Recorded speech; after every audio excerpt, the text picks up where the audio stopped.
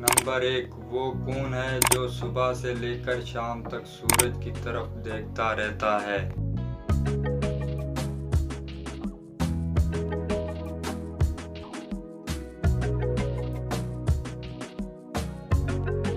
जवाब है सूरजमुखी का फूल। नंबर 2, वो कौन सी चीज़ है जिसको हम दिन में कई बार उठाते भी हैं और रखते भी हैं?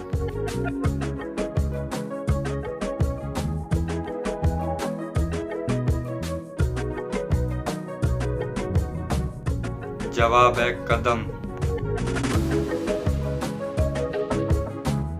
नंबर 3, वो कौन सी चीज़ है जिसको हम आधा खा भी लें तब भी वो पूरी रहती है?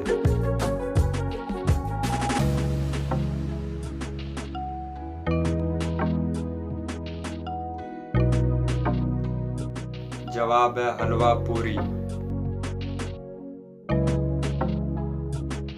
नंबर 4, किस्मी कोई भी आसानी से फंस सकता है मगर उससे निकलना आसान नहीं।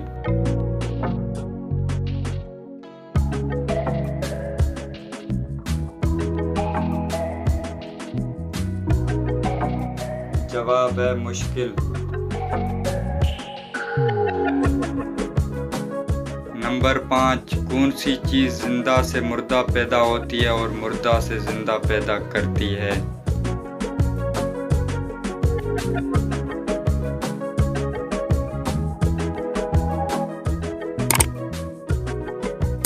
जवाब है अंडा।